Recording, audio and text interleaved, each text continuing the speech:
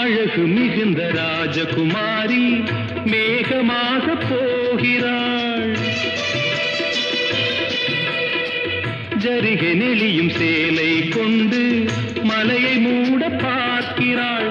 பள்ளம் சிலர் உள்ளம் என ஏன் படைத்தான் ஆண்டவன்?